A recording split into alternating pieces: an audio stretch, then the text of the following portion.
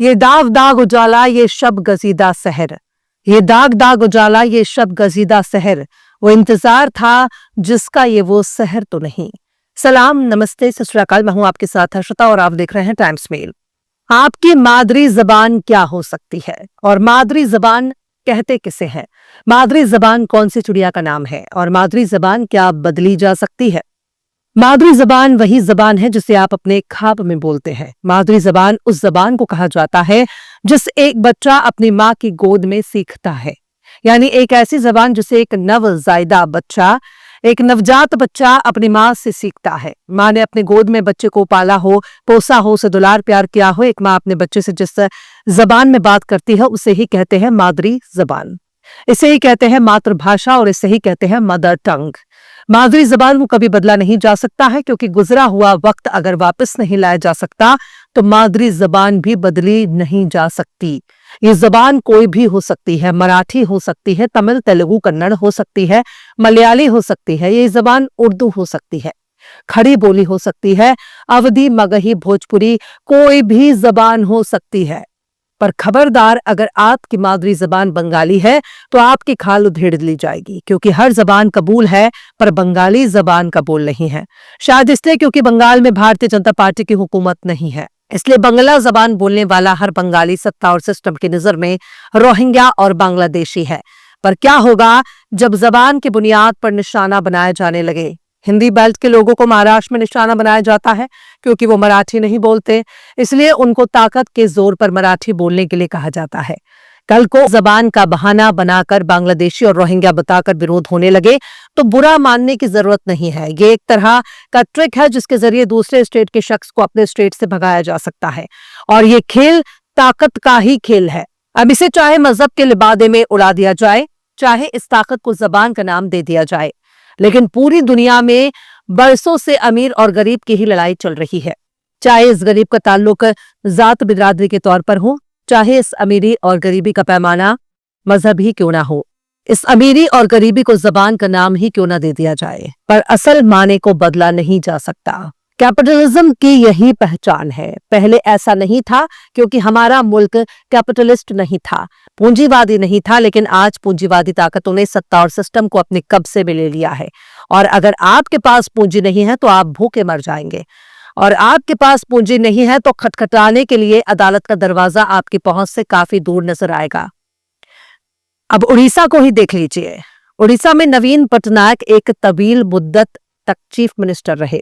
Bharatiya Janata party नवीन पटनायक के कंधों पर सवार होकर उड़ीसा में इतनी मजबूत हो गई कि एक वक्त के बाद नवीन पटनायक रिटायर हो गए और अब उड़ीसा में बीजेपी की सरकार है। उसने वही सब हरकतें करनी शुरू कर दी जो आरएसएस का एजेंडा है। अब जबान देखकर यह तय किया जा रहा है कि कौन बांग्लादेशी है और कौन रोहिंग्या माना जाएगा। इसके लिए बाकायदा पुलिस ने 72 घंटे के अंदर बंगाली जबान बोलने वालों को इलाका खाली करने के लिए कह दिया है। यानी वो बांग्लादेशी हैं क्योंकि वो बंगाली बोलते हैं। अगर वो बांग्लादेशी हैं तो उन्हें उड़ीसा छोड़ने के लिए क्यों कहा जा रहा है? अगर वो बांग्लादेशी हैं तो उन्हें भारत छोड़ने का फरमान सुनाना चाहिए और उन्हें सरकारी खर्चे पर बांग्लादेश डिपोर्ट कर देना चाहिए। लेकिन यही तो वो सवाल है जिसका जवाब उड़ीसा की सरकार नहीं दे सकती। दरअसल हुआ यह है कि बीते 24 नवंबर को मुर्शिदाबाद जिले के रहने वाले राहुल इस्लाम को उड़ीसा के गंजम जिले में ढेकनाल में मुबियाना तौर पर बांग्लादेशी कहकर पीटा था, क्योंकि उसने जय श्री राम का नारा लगाने से इनकार कर दिया था। यानी बीजेपी की हुकूमत बनते ही उड़ीसा में भी गेरुआ टोला एक्टिव हो गया है। दाढ़ी, टोपी, लिबास और नाम देखकर किसी को भी परेशान कर सकते हैं। अब पश्चिम बंगाल के मुर्शिदाबाद के कई मुस्लिम नौजवान जो सालों से उड़ीसा के रायगढ़ और आसपास के जिले में छोटे मोटे कारोबार करते थे, अब उन सबको परेशान किया जा रहा है। ये लोग वहां अपने 2 पहिया गाड़ियों से गांव गांव, शहर शहर और टोले मोहल्लों में घूम घूम कर कम्बल, मच्छरदानी और ऊनी कपड़े बेचा करते हैं।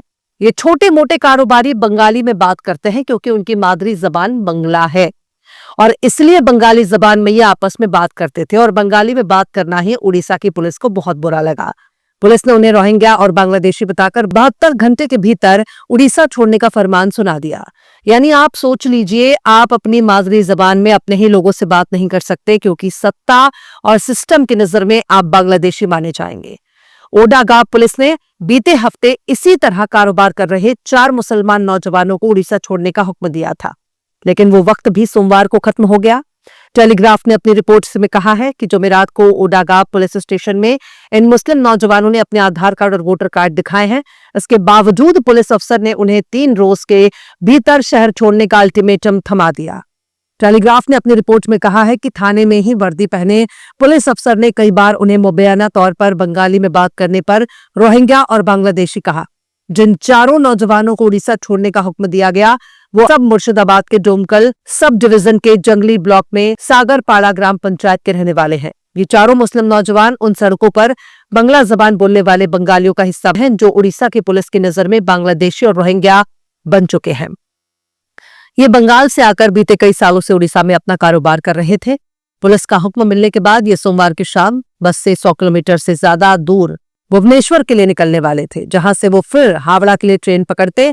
लेकिन सोमवार की रात तक उन्हें समझ में नहीं आ रहा था कि घर का जो जरूरी सामान है वो जल्दबाजी में छोड़ आए हैं, उसका क्या किया जाए। और जो सामान अब तक बिक नहीं सका, आखिर इन सामानों को क्या करेंगे।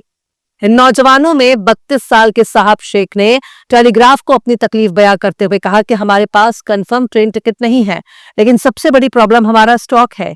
हमारे मकान मालिक को हमें नोटिस देना पड़ा। हमने स्टॉक रखने के लिए तकरीबन 30 किलोमीटर दूर जगह ढूंढ ली है।